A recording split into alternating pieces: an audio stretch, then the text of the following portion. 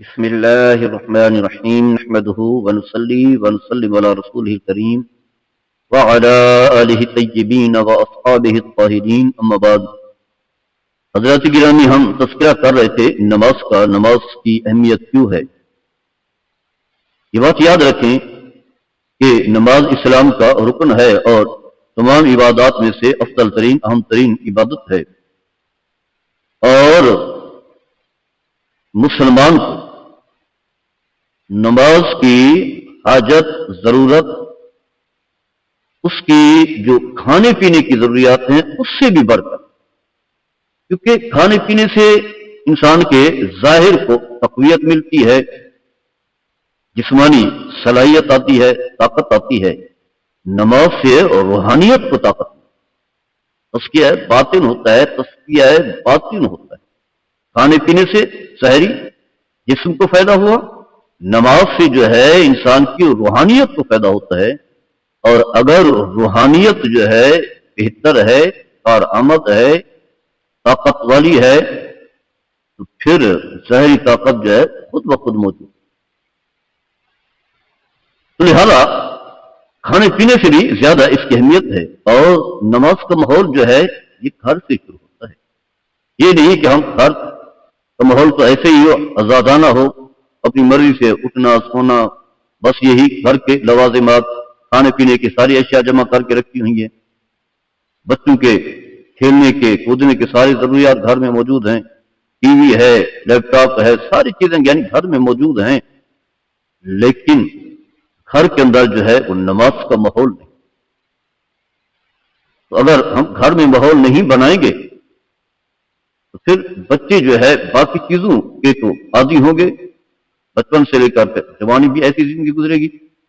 اگر ان کے لیے جو ہے کرکٹ کا ہم نے شوق دلا ہے تو روزانہ نکل جائیں گے کرکٹ کے لیے، چاہے وہ سردی ہو، گرمی ہو، بارش ہو، گرمی ہو، کچھ بھی ہو، کیونکہ ہم نے ان کا ذہن اس انداز سے بنایا ہے.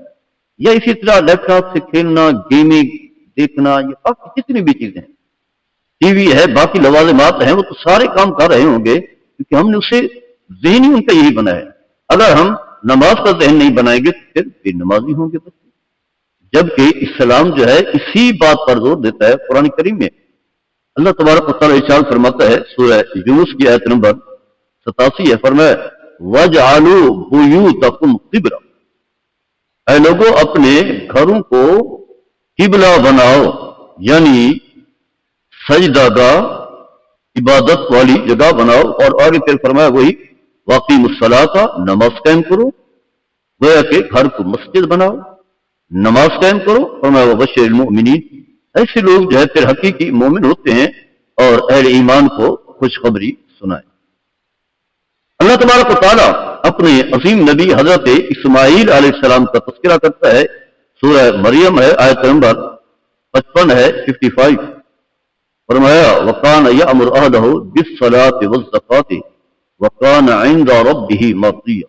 اللہ تعالیٰ ان کی بہت ساری صفات جو ہیں بیان کی ہیں. انبیاء کرام بہت ساری صفات کے حامل ہوتے ہیں، ساری ان کے اندر خوبیاں ہوتی ہیں. تو انہی خوبیوں میں سے ایک یہ ہے کہ حضرت اسماعیل علیہ السلام اپنے گھر کے افراد، بیوی بچوں کو، گھر میں رہنے والے جتنے بھی افراد ہیں، انہیں باقاعدگی سے آرڈر کرتے، حکم دیتے نماز پڑھنے کا اور زکوٰۃ دینے کا. نماز بھی اسلام کا رکن ہے، زکوٰۃ بھی اسلام کا رکن ہے. اور زکوٰۃ تو خیر ہر ایک پر لازم نہیں ہے، نماز تو ہر ایک پر لازم ہے کیونکہ یہ بدنی عبادت ہے. زکوٰۃ جو ہے مالی عبادت ہے. زکوٰۃ تو وہی دے گا جس کے پاس مال ہوگا، دولت ہوگی، وسائل ہوں گے، صاحب نصاب ہوگا. نماز کیونکہ اللہ نے جسے اس دنیا میں بھیجا ہے صاحب بدن ہے، صاحب جسم ہے، بدن عبادت ہے، نماز اس نے پڑھنی ہے. فرمایا وَقَانَ عِندَ رَبِّهِ مَرْضِيًّا، وہ اللہ کے ہاں چنے ہوئے تھے، اللہ کے منتخب تھے، اللہ کے محبوب تھے، اللہ کی رضا کو پانے والے. تو گویا کہ ان اعمال کی برکات دیکھیں کہ جب انسان خود نیکی کر رہا ہو، نیکی کا ماحول بنا رہا ہو، اور خاص کر کے گھر میں ماحول بنا رہا ہو، جس کے اپنے رشتہ ہے، اپنا خون ہے، ان تک نیکی پہنچا رہا ہو، تو پھر جو ہے ایسے شخص جو ہے وہ اللہ کا منتخب، چنا ہوا اور پسندیدہ. اسی طرح اللہ تبارک و تعالیٰ امام الانبیاء، محبوب خدا सैयद अल-अंबिया और मुरसलीन खातमुन नबीयीन हजरत मोहम्मद मुस्तफ़ा सल्लल्लाहु अलैहि वसल्लम से फरमा रहा है, वअमुर अहलका बिस्सलाति वस्तबिर अलैहा। ऐ हबीब सल्लल्लाहु अलैहि वसल्लम, आप अपने अहले खाना को, घर के जो अफराद हैं उन्हें नमाज का हुक्म दें और फरमाए इसी बात पर जो है पाबंद रहें। तो मेरे आका सल्लल्लाहु अलैहि वसल्लम का घराना जो है वो तो वाज़ेह है, नमाजी घराना था। 5 वक्त की नमाज है, तिलावत कुरान है, जिक्र है।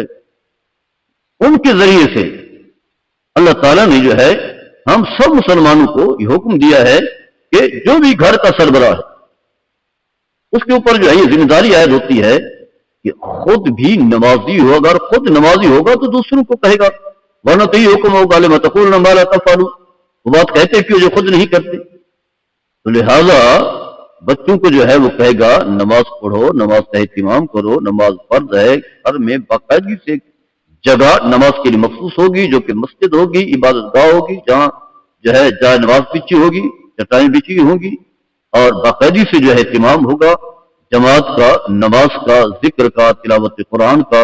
और ऐसा माहौल जिस तरह के मस्जिद में माहौल होता है वही माहौल जो है घर में बनाने की जरूरत है। तो ये अल्लाह तबारक व तआला ने सूरह ताहा आयत नंबर 132 है, जहां अल्लाह तबारक व तआला ने अपने हबीब सल्लल्लाहु अलैहि वसल्लम को हुक्म दिया है। तो लिहाजा जरूरत इस बात की है कि बच्चों को तालीम दी जाए। और हदीस के अल्फाज भी हैं, सुनन अबू दाऊद की हदीस है, रावी हजरत अम्र बिन शुआइब हैं, अपने वालिद से, अपने दादा से रिवायत करते हैं, नबी करीम सल्लल्लाहु अलैहि वसल्लम ने फरमाया, मुरू औलादकुम बिस्सलात, अपनी औलाद को, घर के अफराद को हुक्म दो नमाज, अदर करो बाकायदा। वहम अबनाओ सबअ सिनीना, जब उनकी उम्रें 7 साल हो जाए, 7 साल के जब बच्चे हो जाए तो उन्हें को बच्चों नमाज पढ़ो। यानी गोया कि हालांकि बालिग नहीं, आकाम शरिया लासिम नहीं है, मुकल्लफ नहीं है, नमाज फर्ज नहीं है, लेकिन अभी से माहौल बनाए। तो फरमाया कि जब 7 साल के हो जाए तो उन्हें नमाज का पढ़ो। वदरिबूहुम अलैहा वहुम अबनाउ आशरिन, जब 10 साल के हो जाए तो फिर डंडा उठा लेना है, फिर प्यार से नहीं, फिर ये नहीं करें नमाज पढ़ो, नहीं पढ़ोगे तो फिर ये मार पड़ेगी, सजा होगी, पनिश होगी। उसकी वजह यह है कि अब भी अगर जो है वो नमाजी नहीं बन रहे तो कब बनोगे। फरमाया कि वह फर्रिक बैनहुम फिल मदाजी, जब 10 साल उम्र हो जाए तो उनके बिस्तर भी अलग कर दो। सुनन अबू दाऊद की हदीस है, हदीस का नंबर है 495।